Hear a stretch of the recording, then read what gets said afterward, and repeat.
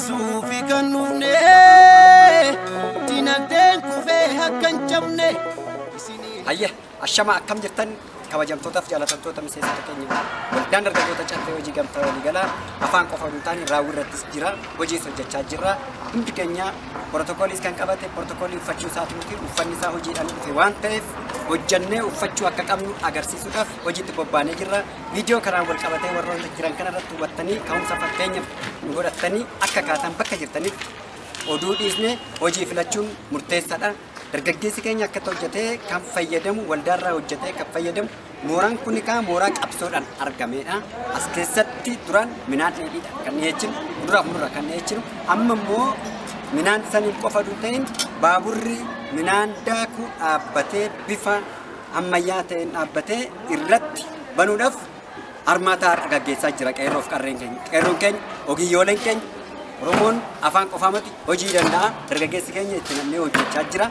Fayyadama isaaniitis hin eegna hin mirkaneessinaaf kanatti aansuudhaan wanni guddaan wanni ijoodha inni kun fuulduratti biiroo godhanna isa nafaan duubatti argitan kana martusaa oomisha daakutiif propozaala cimaa irratti hojjannee mooraan kana akka jirutti kaaree 3,500 kan ta'u kanarratti sirriitti hojjannee bulchiisa magaalatti dhiyeessinee mirkaneessine investimantiidhaan parsantii dhiyeessinee waan barbaachisaa ta'e ulaagaa eeguunni hin oolfanne.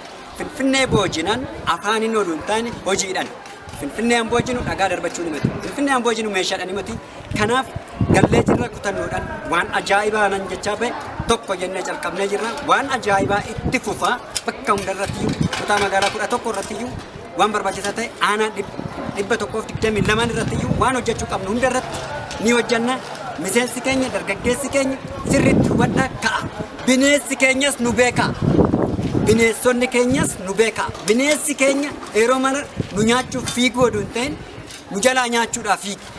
Bineensonni keenya nu nyaachuu hin danda'u ammaan booda. Garuu bineensi keenya nyaachuu kan danda'u midhaan nyaannee mana fincaanii yoo teenyu sakaraa keenya nyaachuu qaba. Udaan keenya nyaachuu qaba malee ammaan booda nu nyaachuu qabu. Kanaaf jabaannee cimnee deemuu qabna. Bineensonni keenyas jabaadhaa nutti duutaa yoo isin nutti duttan nu hin jabaanna. Bineensi keenya hojiitti dutee hojii usee malee nu jabaachuu hin dandeenyu. Garuu nuuf cimina ta'a. Duutuurra immoo koottaa waliin haasofne waliin mari'anne kallattii godhanne waliin haa hojjannu. Summiin ta'inaa walitti waliin cabsinaa wal cimsaa galatooma isin jaalanna horaa bullaa taammeen jira bulchaan jira kooreeleen jiru hundi keenya itti duullaa jabaadhaan cimaa dargaggeewwan keenya isin galateeffannaa sumaan asitti. Thank you very much.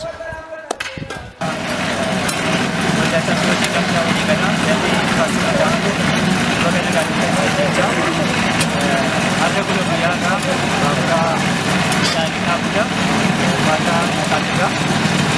Karena dulu mesti sedikit jauh lagi, bagi asli yang kita tadi, bakal berada lagi, yang kita tadi bagi lama habis. Kemudian komunikasi pula dibagi, menjaga yang kita baca. Asli kita tadi, bakal berada di mana dia kan, ada dulu kan tadi. Ada moga dan berarti jadi wajah kita tahu. Asma kita tadi asma terkadang seperti itu. Bahawa aku punya harga cakap ni. Kami harga hermatan ni nak macam bayi wan macam tu dah. Ergale mesin suta angkabu mesin su ni Kenya. Kan erga sih amajra lis.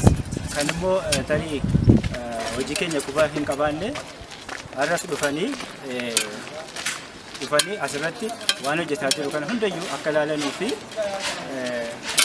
fuula Facebook keenya fuula YouTube keenya irratti waan darbu hundayyuu akka dhaggeeffatan ergaa immoo ergaa kamirraayyuu bilisa akka ta'an ergaa dhugaa jirtu wantoota waldaan keenya dabarsuun alatti kan biraarraa akka bilisa ta'anii kan jedhaa